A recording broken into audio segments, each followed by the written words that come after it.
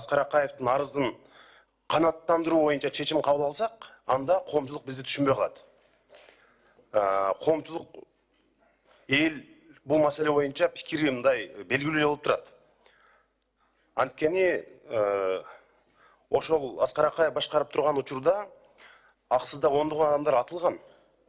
Мына ушул жерде Ак үйдүн алдында ачкачылык жарыялап, Шералы Назаркулов сыяктуу биздин мындай мекенчил патриот адамдар ачкачылык жарыялап өлүп кеткен учурлар көп болгон. Эми айта берсең, санай берсең кемчилик толуп тура.